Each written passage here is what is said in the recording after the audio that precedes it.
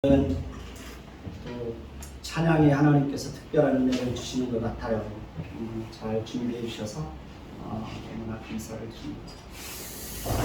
우리 서로 한번 인사 한번 해보십시다. 참 잘하셨습니다. 얼굴만 봐도 기쁩니다. 네. 우리는 계속해서 기도란 무엇인가에 대해서 살펴보고 있습니다. 저는 여러분들이 기도를 잘 배워서 이 시대를 살아가는 동안 하나님 앞에서 기도의 사람으로 여러분들의 인생을 살았으면 좋겠습니다. 우리는 이미 기도란 무엇인가에 대해서 살펴보았죠. 첫째, 우리는 기도할 때에 오직 그리스도의 이름과 그리스도의 공로와 그리스도의 피를 의지해서 거룩하신 하나님 앞에 가까이 나아가서 기도할 수 있다는 사실을 기억하고 항상 겸손한 마음으로 하나님께 기도해야 된다고 말씀을 드렸습니다.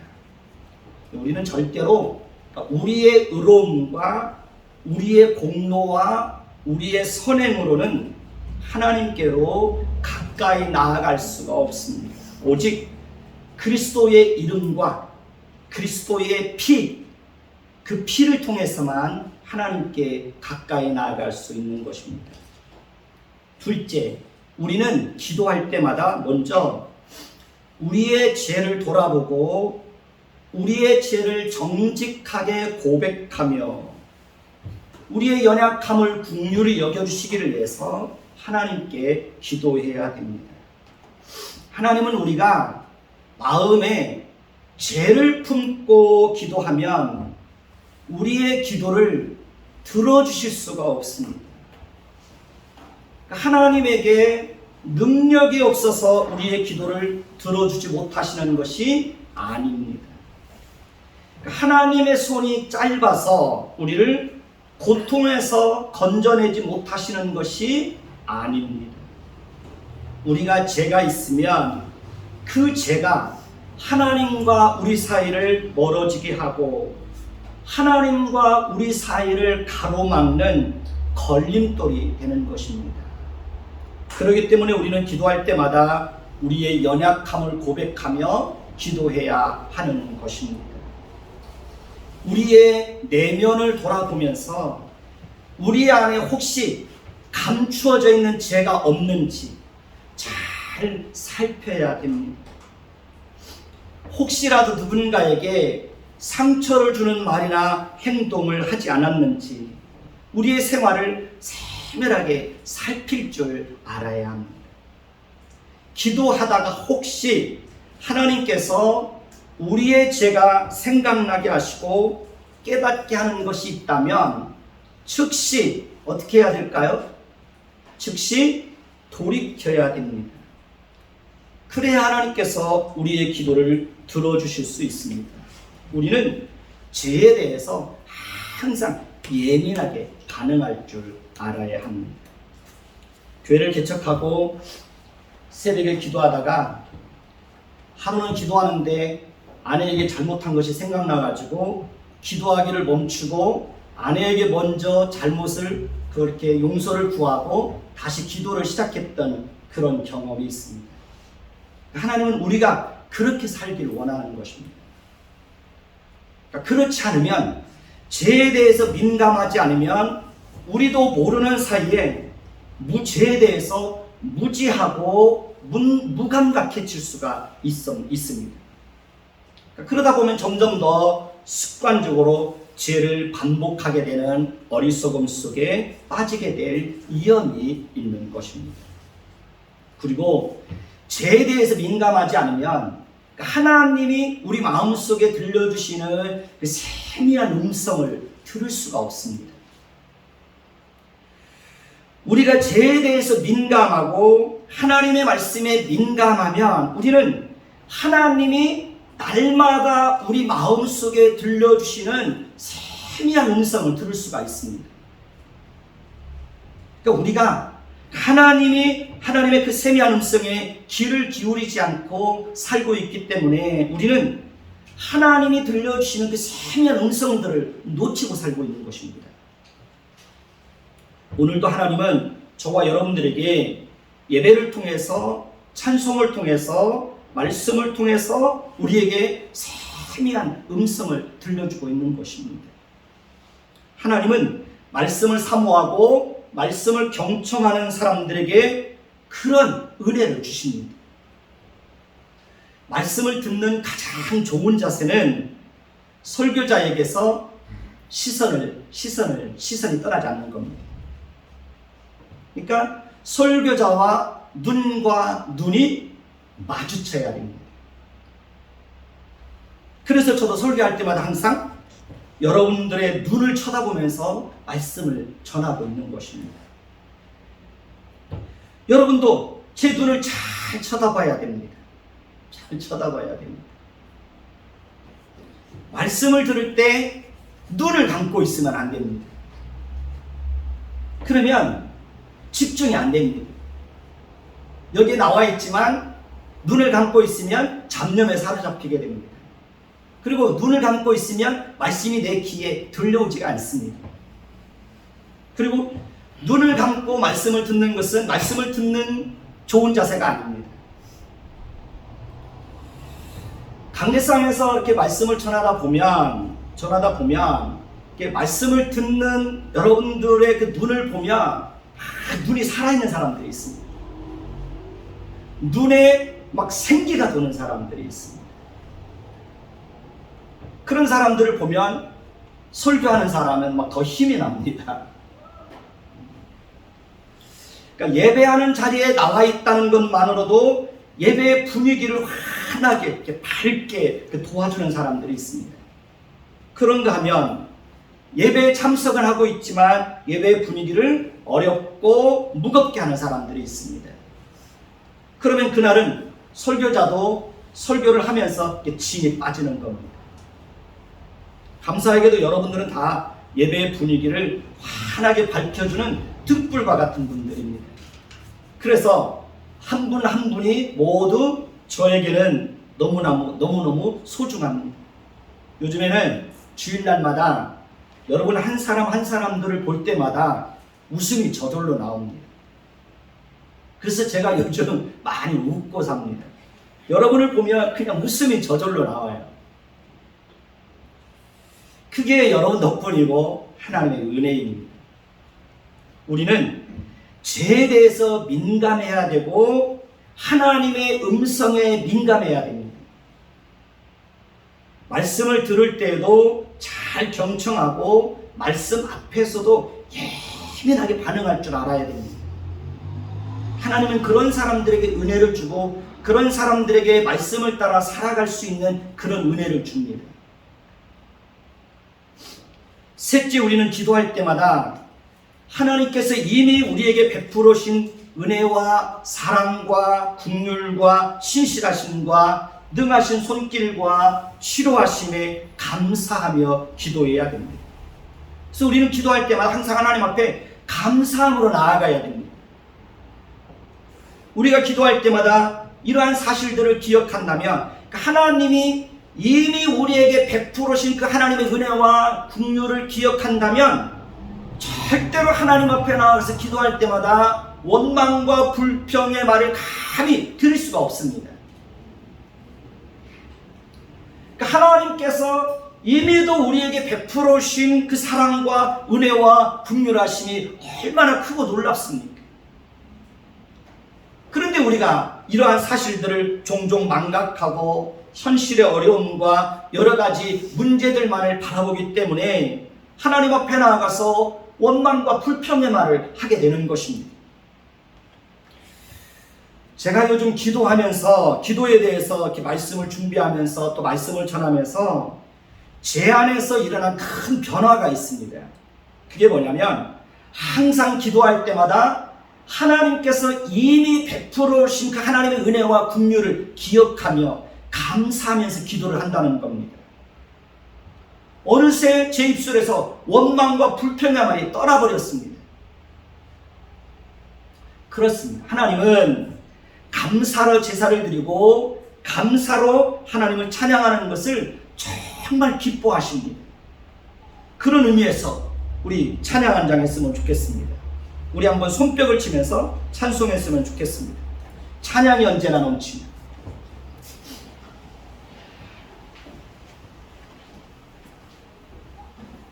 손뼉 치면서 찬양하십시다. 춤을 춰도 괜찮습니다. 용기 있는 사람은 일어나서 춤춰도 괜찮습니다.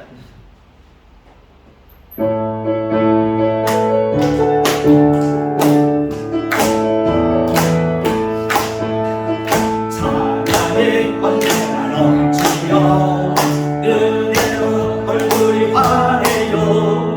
성령의 충만한 모습을 서로가 느껴요.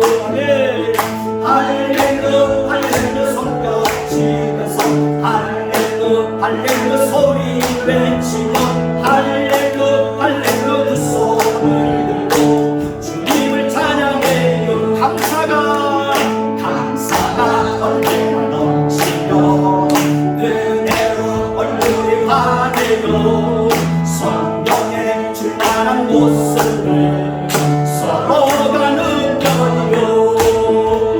할렐루 할렐루 손뼉 치면서 할렐루 할렐루 소리 외치며 할렐루 할렐루 두 손을 들고 주님을 찬양해. 사랑이 언제나 넘치며 은혜로 얼굴이 환해요. 성령의 충만한 모습을 서로가 느껴요. 할렐루 할렐루 손뼉 치면서 할렐루 할렐루 소리 외치며 할렐루 할렐루 두 손을 들고 주님을 찬양해. 기도가 언제나 넘치며 은혜로 얼굴이 환해요. 성령의 충만한 모습을 서로가 느껴요.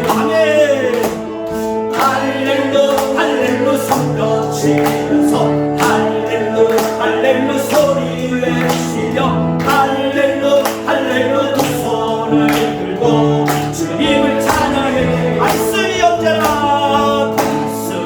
언제나 넘치며 은혜로 얼굴이 환해요. 성령의 충만한 모습을 서로가 느껴요. 할렐루 할렐루 손뼉 치면서 할렐루 할렐루 소리 외치며 할렐루 할렐루 두 손을 들고 주님을 찬양해요. 벌써 여러분들의 얼굴이 환하게 바뀌었습니다. 우리의 삶 속에 감사가 넘치고 사랑이 넘치고 기도가 넘치고 말씀이 넘치고 성령으로 충만하게 되면 우리 얼굴이 어떻게 변할까요? 우리 얼굴은 은혜로 환하게 밝아지게 되는 것입니다. 우리 얼굴에서 사나운 것이 떠나가게 되는 거예요. 하나님을 성실하게 섬기는 사람들을 보면 다들 한결같이 얼굴이 환하고 밝습니다. 얼굴에 사나운 것이 없습니다.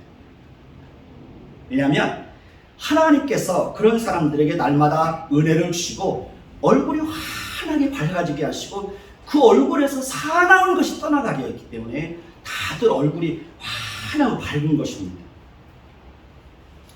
자, 넷째는 우리는 기도할 때마다 우리의 욕심과 우리의 소원이 이루어지기를 위해서 기도하는 것이 아니라 하나님의 뜻에 일치하는 우리의 소원을 하나님께 올려드려야 하는 것입니다.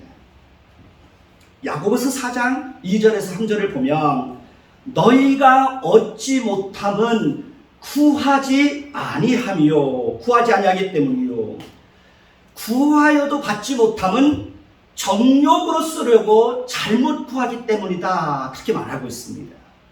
그러니까 우리가 얻지 못하는 것은 기도하지 않기 때문이라는 거예요. 그리고 혹시 구하여도 받지 못하는 것은 욕심을 위해서 쓰려고 잘못 기도하기 때문에 하나님이 들어주실 수 없다는 것입니다. 하나님은 우리가 자신의 욕심을 채우기 위해서 드리는 기도를 하나님은 기뻐하지 않습니다. 그리고 응답해 주지 않습니다. 그렇기 때문에 우리는 기도할 때마다 정말 그것이 내 욕심을 채우기 위해서인지 아니면 정말 하나님의 영광을 위해서, 이웃을 위해서, 그 이웃의 유익을 위해서 쓰기 위해서 기도하는 것인지, 우리 마음속에 있는 내면의 동기를 잘 살펴야 됩니다. 하나님은 우리가 우리 자신의 욕심을 채우기 위해서 기도하는 것이 아니라 하나님의 영광과 교회와 이웃의 유익을 위해서 기도할 때 더 풍성하게 응답해 주시는 것을 경험할 수 있습니다. 지난주에 우리가 부활주일 감사헌금을 찬양팀 간식비로 드리기로 그렇게 했잖아요. 그래서 일주일 동안 하나님 앞에 기도를, 하나님 찬양팀에게 풍성하게 줄 수 있도록 하나님이 좀 넉넉하게 채워주셨으면 좋겠습니다. 근데 생각했던 것보다 하나님이 넉넉하게 채워주셨어요. 그래서 우리 수인이 소망이한테도 용돈도 주고 강사님한테도 또 이렇게 간식비도 주고, 그래서 강사님은 크게 기대를 안 했대요. 크게 우리 교회 구성원 불러보면 그 정도 헌금이 나올 거라고 생각하지 못했는데 59만 원이나 나왔어요. 그러니까 우리가 교회의 유익을 위해서, 누군가의 유익을 위해서, 하나님의 영광을 위해서 기도하면 하나님이 그런 기도를 더 기쁘게 받아주시는 거예요. 그래서 우리는 기도할 때마다 그것이 내 욕심을 위한 것인지, 정말 하나님의 영광을 위해서 내가 기도하는 것인지 내면의 동기를 잘 살펴야 되는 거예요. 근데 기도하는 사람들이 내면의 동기를 잘 살피지 않아요.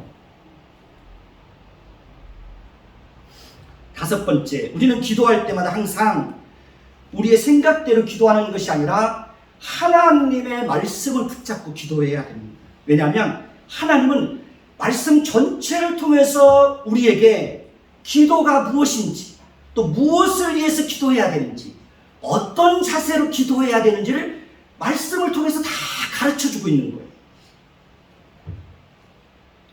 하나님의 모든 말씀은 우리에게 약속으로 주어져 있습니다.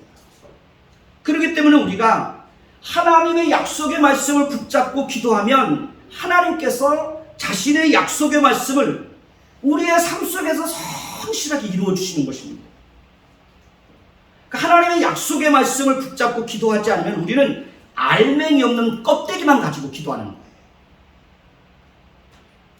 많은 사람들이 모여서 집회를 하고 기도를 하는데 정말 바르지 않은 기도를 드리는 사람들이 너무 많아요. 잘못된 기도를 가르치는 교회도 너무 많아요. 얼마 전에 서울에 있는 큰 교회 그 금요 철야 예배를 제가 유튜브로 봤는데요. 많은 사람들이 모였는데 목사님이 기도에 대해서 잘못된 기도를 가르치고 있는 거예요. 그런 게 참 너무 안타까워요. 갈물산 기도원에도 가보면 정말 많은 사람들이 모여서 기도하는데 잘못된 기도를 드리는 사람들이 너무 많아요. 그 이유는 하나님과 말씀에 대해서 바르게 하지 못하기 때문에 그러는 거예요.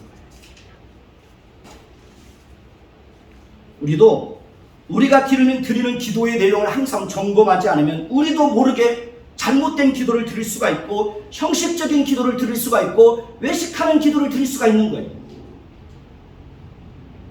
그렇기 때문에 우리는 기도의 동기를 늘 살피면서 늘 기도의 핵심은 말씀이에요. 말씀을 붙잡고 기도해야 돼요. 그러면 하나님은 신실하신 분이고 하나님은 거짓이 없으신 분이에요. 하나님은 자신의 약속을 성실하게 이루어 가신 분이에요. 그래서 우리가 그 말씀을 붙잡고 기도하면 하나님이 그 말씀을 우리의 삶 속에서 이루어 주시는 거예요. 그게 기도예요.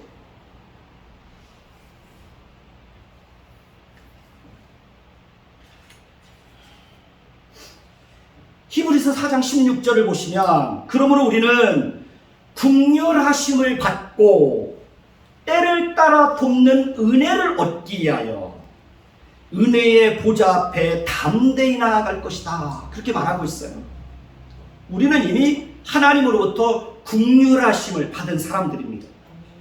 그렇기 때문에 우리는 그 하나님께서 우리에게 베풀어 오신 그 긍휼하심을 힘입어서 때를 따라 돕는 하나님의 그 은혜의 보좌 앞에 담대히 나갈 수 있는 것입니다. 하나님이 다스리는 나라는 공의와 긍휼에 의해서 다스리는 나라입니다. 하나님의 공의는 죄에 대해서 심판하시는 하나님의 고유의 성품입니다. 하나님의 긍휼은 죄를 범하여 마땅히 하나님의 진노의 심판을 받고 멸망을 당할 자들에게까지라도 긍휼과 은혜와 용서를 베풀어 오시는 하나님의 성품입니다. 그러니까 우리가 혹시 죄를 범하였을지라도 때를 따라 돕는 은혜를 얻기 위해서 하나님 앞에 담대히 나아갈 수 있는 것은 하나님의 긍휼과 하나님은 긍휼과 은혜로 자기 백성들을 다스리시는 분이시기 때문에 그렇습니다. 만약 가정 안에서 아버지가 자식들을 대할 때 맨날 야단치고 지적하고 무섭기만 하면 자식들이 어떻게 아버지에게 가까이 가서 대화를 할 수 있겠습니까? 아버지가 자식들이 잘못해도 용서를 베풀어주고 긍휼도 베풀어주고 오래 참아주고 따뜻하게 품어주는 것이 있어야 자식들은 혹시 자신들이 실수나 잘못을 범했을지라도 언제나 마음을 열고 아버지 앞에 따뜻한 아버지에게 나아가서 자신의 실수를 인정하고 용서를 구할 수 있게 되는 것입니다. 하나님은 공의의 하나님이시기 때문에 반드시 악인들에 대해서는 심판하실 때가 있습니다. 지금 당장 하나님의 심판이 이루어지지 않는 것처럼 보여도 언젠가는 반드시 악인들이 그들이 범한 죄에 대해서 심판하실 때가 있습니다. 그러나 하나님은 하나님의 자녀들에게는 항상 하나님의 공의의 심판보다 더 크고 더 깊고 더 넓고 더 높은 사랑과 긍휼과 용서와 오래 참으심으로 자기 백성들을 대합니다. 하나님은 우리가 혹 실수하고 잘못을 범해도 항상 사납고 냉정하고 무서운 시선으로 우리를 바라보는 것이 아니라 우리의 연약함을 불쌍히 여기시고 따뜻하고 부드럽고 온유하고 은혜로운 시선으로 우리를 바라봅니다. 사랑하는 성도 여러분, 그러니 저와 여러분들은 절대로 하나님을 어려워하거나 하나님을 무서워하거나 하나님을 불편하게 생각하지 말기를 바랍니다. 하나님은 우리 인간과는 감히 비교할 수 없는 정도로 마음이 따뜻하시고 온유하시고 긍휼과 은혜가 풍성하신 분이십니다. 우리 어린 자녀들이 아버지를 부를 때 어떻게 부릅니까? 아버님이라고 부릅니까? 아니면 아빠라고 부릅니까? 아버님이라고 부르지 않고 어떻게 불러요? 아빠 이렇게 부릅니다. 그러니까 아빠라는 호칭은 굉장히 친근하고 편안하게 부를 수 있는 그런 호칭입니다. 그러니까 아빠라고 부를 수 있는 것은 그만큼 그 관계가 굉장히 친밀하고 돈독하다는 것을 보여주는 겁니다. 우리도 하나님을 아빠, 아버지라고 부를 수 있습니다. 하나님을 아빠, 아버지라고 부를 수 있는 것은 하나님과 우리와의 관계가 그렇게 편안하고 친밀하고 그 관계가 독특하다는 것을 보여주는 겁니다. 유대인들은 절대로 하나님을 아빠, 아버지라고 부르지 못했습니다. 그들은 감히 하나님이 그들의 아버지가 된다는 것을 상상도 못했습니다. 유대인들은 하나님을 아버지라고 부르면 그것은 하나님을 모독하는 죄를 범하였다고 해서 신성 모독죄로 처벌을 했습니다. 유대인들이 예수님을 신성 모독죄로 처벌하는 것도 하나님을 아버지라고 불렀기 때문에 그렇습니다. 유대인들에게 하나님은 항상 무섭고 두려운 존재였습니다. 그러나 예수님은 우리가 하나님을 아빠, 아빠, 아버지라고 부를 수 있는 하나님의 자녀가 되었다고 그렇게 말씀하십니다. 하나님과 우리는 그렇게 특별하고 친밀하고 친숙하고 편안하고 독특한 관계가 되었다는 거예요. 여러분, 하나님하고 친합니까? 하나님이 어렵습니까? 하나님이 불편합니까? 하나님이 친하지 않습니까? 저는 하나님하고 굉장히 친합니다. 왜냐하면 하나님과 저 사이에는 비밀이 없습니다. 심지어 제 아내에게 말하지 못하는 것도 하나님에게는 제 마음에 있는 비밀을 다 얘기합니다.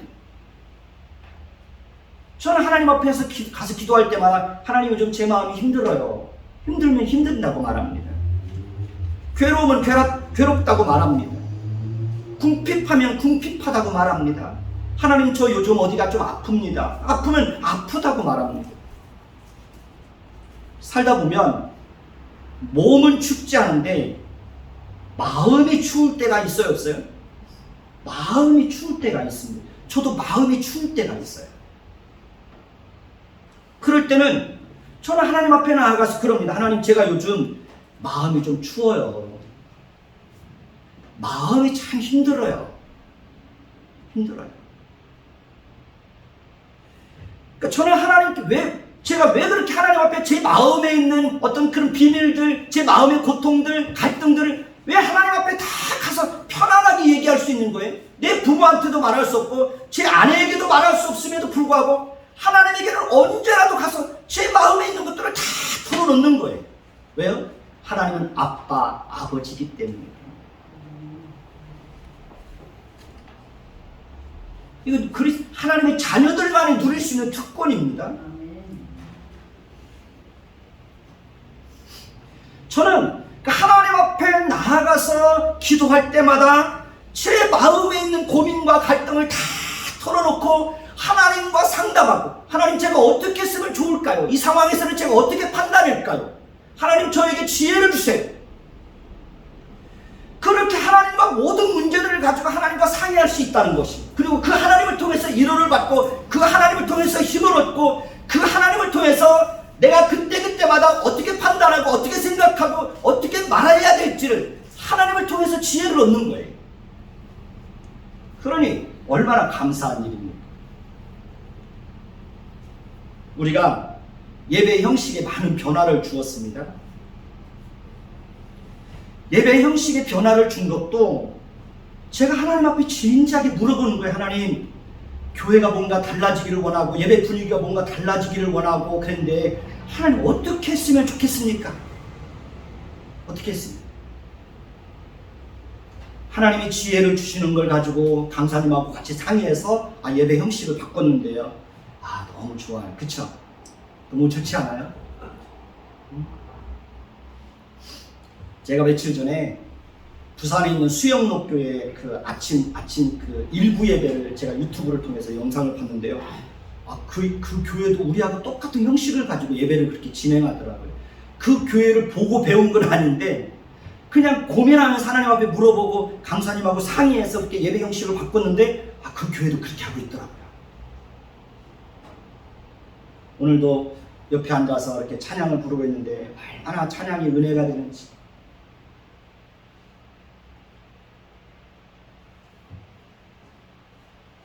여러분, 하나님을 가까이 하고 하나님과 친밀하게 지내는 그 사람이 가장 복 있는 사람이에요.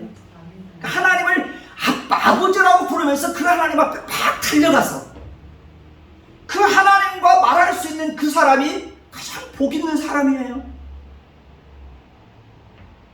하나님은 이미 우리에게 그런 은혜를 주셨는데 우리는 그 은혜를 누리고 있지 못하는 거죠. 때를 따라 돕는 은혜를 얻기 위해서 날마다 그 은혜의 보좌 앞에 담대히 나아가십시오. 그리고 하나님의 은혜를 구하십시오. 그러면 하나님께서 때를 따라 돕는 은혜를 더 풍성하게 베풀어 주시는 것을 경험할 수 있을 것입니다. 우리는 하나님의 은혜가 아니면 한순간도 살아갈 수 없어요. 인정하십니까? 인정하시죠?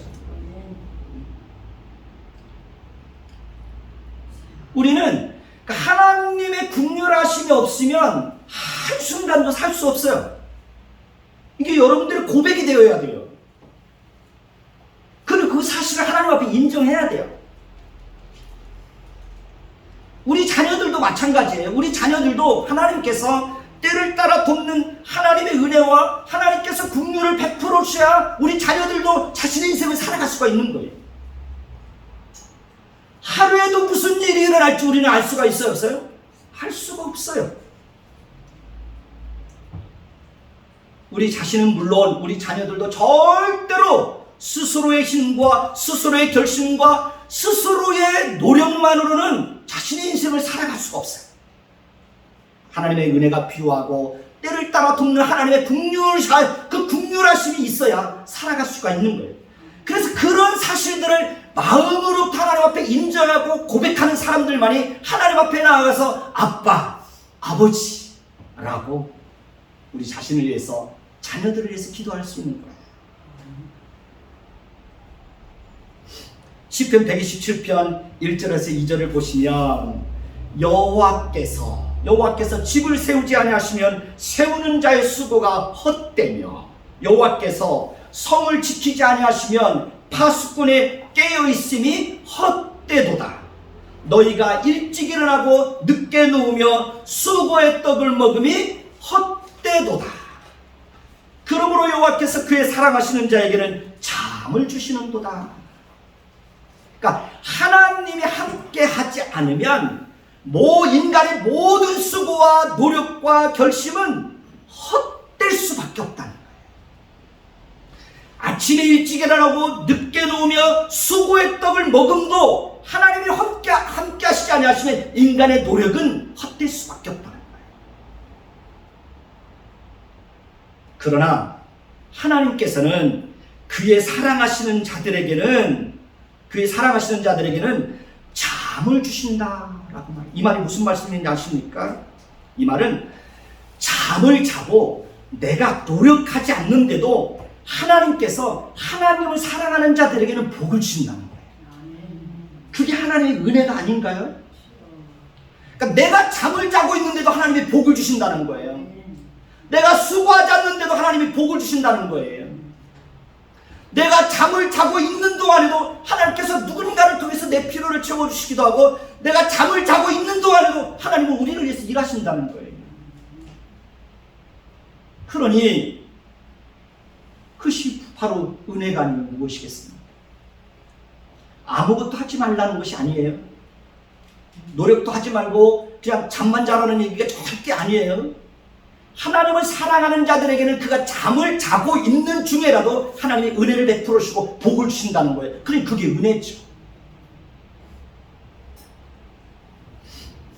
시편 137편 1절에 보면 우리가 바벨론 여러 강변 거기에 앉아서 시온을 기억하며 울었도다. 그 말씀이 있어요.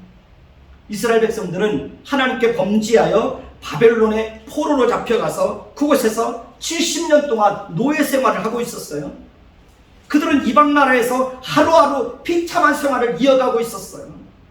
그들은 하루 종일 힘든 일들을 해야 했습니다.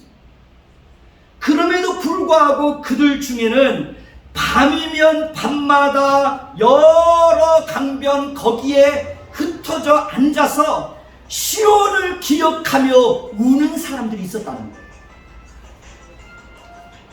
그러니까 그들은 그렇게 밤마다 바벨론 여러 강변에 흩어져서 자신들의 잘못을 회개하고 다시 고국으로 돌아가서 그곳에서 하나님을 예배할 수 있도록 그런 은혜를 달라고 기도하는 무리들이 있었다는 거예요. 그들은 그렇게 밤이면 밤마다 여러 강변에 쭉 흩어져서 앉아서 눈물을 흘리며 씨를 뿌리는 거예요. 울며 씨를 뿌리는 거예요. 저는 여러분들에게 그런 은혜가 임했으면 좋겠습니다. 여러분들에게 시편 126편 5절에서 6절을 보시면 눈물을 흘리며 씨를 뿌리는 자는 기쁨으로 거두리로다.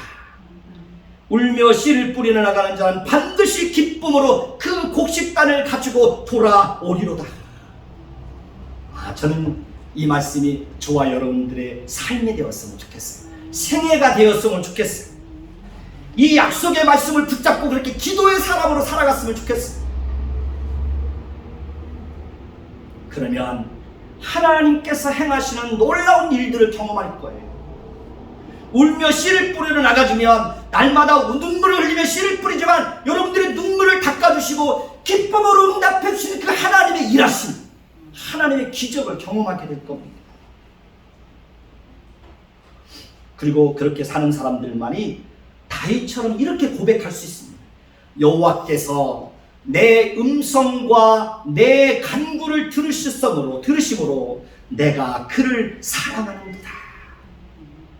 그의 귀를 내게 기울이셨으므로 내가 평생에 기도하리로다. 다윗이 어떻게 이런 고백을 드릴 수 있었을까요? 다윗은 자신의 음성과 간구를 들으시는 하나님을 통해서 그의 세계 속에서 하나님의 사랑을 풍성하게 경험한 거예요. 그리고 그렇게 하나님의 사랑을 풍성하게 경험한 사람들이 하나님도 뜨겁게 사랑할 수 있는 겁니다. 사랑을 받아본 사람들이 또 사랑을 할 줄 압니다. 사랑을 받아본 사람들이 사랑을 줄 줄도 압니다. 하나님의 사랑을 풍성하게 경험한 사람들이 하나님을 위해서 때로는 목숨도 내놓는 것입니다. 제가 왜 제 인생 전체를 들여서 말씀을 전하는 자로 살고 있는지 아십니까? 제가 왜 제 인생 전체를 하나님께 드리고 있는지 아십니까? 그 이유는 단 한 가지입니다. 하나님의 사랑 때문에 그렇습니다. 하나님께서 내게 베풀으신 그 사랑이 너무 크고 놀라워서 제 인생 전체를 하나님께 드리기로 작정한 것입니다. 저는 교회를 개척하고 난 이후에 물질 때문에 지독한 가난을 경험했습니다. 교회를 개척하고 난 이후에 끊임없이 하나님은 저로 하여금 자존심을 내려놓게 했습니다. 교회를 개척하고 난 이후에 정말 처절하게 몸부림치며 기도했습니다. 그래도 제가 이 길을 포기하지 않을 수 있었던 이유는 단 한 가지, 하나님의 사랑 때문에 그렇습니다. 하나님은 제가 하나님 앞에 울며 씨를 뿌릴 때마다 반드시 저의 음성과 간구를 들어주셨습니다. 그래서 저는 오늘도 하나님을 사랑합니다. 그래서 저는 평생 하나님 앞에 기도의 사람으로 살기로 작정을 한 겁니다. 저는 지금도 밤마다 새벽마다 몸부림치면서 기도하고 있습니다. 성도의 가정에 어려운 일이 있으면 때로는 철야하며 때로는 작정하며 때로는 하나님 앞에 금식하며 기도했습니다. 하나님은 오늘도 밤이면 밤마다 새벽이면 새벽마다 대낮에도 시간과 상황을 뛰어넘어서 때로는 집에서 때로는 직장에서 때로는 예배당에 나와서 그렇게 하나님을 바라보며 바벨론 여러 강변에 흩어져서 밤마다 그 피곤하고 지친 몸을 이끌고 나와서 울며 기도했던 사람들이 있었던 것처럼 하나님은 오늘날 그렇게 하나님 앞에서 사는 사람들을 찾고 있습니다. 저는 우리 교회가 그런 교회가 되었으면 좋겠습니다.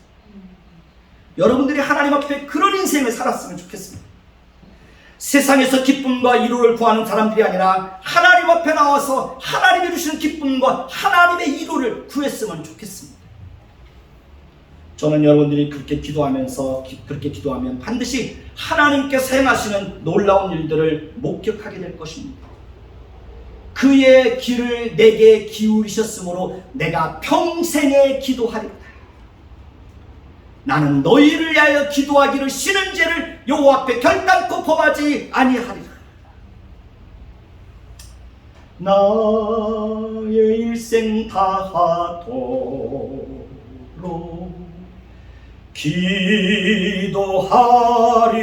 기도하리라. 주께 맡긴 나의 생애 영원하리라. 기도는 우리의 안식 빛으로 인도하리. 앞이 캄캄할 때 기도 잊지 마세요. 이것이 우리 믿음의 선배들의 고백이었고 저와 여러분들의 고백이 되기를 예수님의 이름으로 축원해 드리겠습니다. 우리가 살다 보면 하나님께서 우리를 우리 스스로의 힘으로 아무것도 할 수 없고 아무도 의지할 곳 없는 광야로 우리의 삶을 다 몰아가실 때가 있습니다. 여러분들은 살면서 다 그런 광야를 경험했을 것입니다. 그때가 바로 고난의 때이고 절망의 때이고 코로나 팬데믹 상황이었습니다. 우리는 그때에도 반드시 하나님을 찾아야 합니다. 그때에도 하나님을 찾지 않으면 우리는 절망의 늪속에서 빠져나올 길이 없습니다. 물론 평안할 때에도 성실하게 기도해야 됩니다. 평상시에 성실하게 기도하는 사람들이 고난의 때에 더 하나님을 가까이해서 그곳에서 하나님을 만나는 겁니다. 저는 코로나 팬데믹 상황으로 인하여 전 세계가 절망과 고통 속에 빠져있고 모든 교회가 어려움 속에서 신음하고 있을 때 거의 6개월 동안을 거의 밤마다 1시, 2시까지 기도하면서 의자에서 쪽잠을 자면서 그렇게 6개월을 지냈습니다. 그리고 하나님은 그 코로나 팬데믹 상황에서 많은 일들을 행하셨고 하나님의 일하심을 더 흡상하게 경험할 수 있었습니다. 기도 외에는 답이 없습니다. 기도가 우리 인생의 답입니다. 우리는 지난주에 우리의 기도를 들으시는 대상이 어떤 분인지에 대해서 살펴보았습니다. 우리의 기도를 들으시는 분은 바로 하늘에 계신 우리 아버지입니다. 이 말씀에서 하늘에 계신다고 하는 것은 하늘이라는 공간에 갇혀 계신다는 것을 의미하는 것이 아니라 모든 것을 초월해 계시고 모든 것을 하실 수 있는 전지전능하신 분이라는 것을 우리에게 알려주고 있는 것입니다. 하나님은 모든 것을 초월해 계시고 모든 것을 아시고 모든 것을 하실 수 있고 항상 살아계신 분이시기 때문에 우리의 얼마든지 우리의 기도를 들으시고 응답해 주실 수 있는 것입니다. 그리고 그 하나님이 우리의 아버지가 되시고 우리는 하나님의 자녀가 되었다면 하나님께서 어찌 우리를 위해서 좋은 것을 아끼시겠습니까? 마태복음 8장 32절을 보시면 자기 아들을 아끼지 아니하시고 우리 모든 사람을 위하여 내주시니가 어찌 그 아들과 함께 모든 것을 우리에게 주시지 않겠느냐. 놀라운 약속이죠. 마태복음 7장 11절을 보시면 너희가 악한 자라도 좋은 것을 자식에게 줄 줄 알거든 하물며 하늘에 계신 너희 아버지께서 구하는 자에게 좋은 것을 주시지 않겠느냐. 기도하는 자들에게 주시는 놀라운 약속이에요. 그러니 기도하십시오. 하나님은 나의 아버지기도 하지만 하나님은 우리 모두의 아버지기도 합니다. 우리는 모두 하나님의 자녀들입니다. 우리는 모두 예수 그리스도로 말미암아 하나님 나라에서 새로운 가족이 된 것입니다. 우리 모두는 그리스도 안에서 한 형제들입니다. 그러니 우리는 자신의 유익을 위해서만 기도할 것이 아니라 함께 하나님의 자녀가 된 모든 사람들의 유익과 평안을 위해서도 늘 기도해야 되는 것입니다. 우리 옆 사람에게 말해보십시오. 우리 이제 오늘부터 기도 한번 시작해 볼까요? 오늘부터 한번 기도 한번 시작해 보면 어떻겠습니까? 여러분들이 기도하면 하나님이 일하십니다. 여러분들이 기도하면 하나님이 움직입니다. 여러분이 기도하면 하나님이 사람을 움직입니다.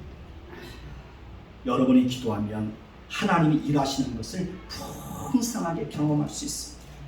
저도 다시 한번 기도에 대한 말씀을 전하면서 다시 한번 제 마음을 흔들어 깨우면서 하나님 앞에 다시 한번 기도하기 위해서 제 자신을 흔들어 깨우고 있습니다. 우리 교회 안에서 기도의 불길이 활활 타올랐으면 좋겠고 여러분들의 인생 속에서도 기도의 등불이 꺼지지 않았으면 좋겠고, 부흥의 불길이 타오르고 성령의 불길이 타오르고, 우리 교회가 그런 교회 공동체가 되었으면 좋겠습니다. 여러분들이 기도하면 하나님께서 반드시 여러분들에게 때를 따라 걷는 도심의 은혜를 풍성하게 베풀어 주실 것입니다. 기도하겠습니다. 하나님,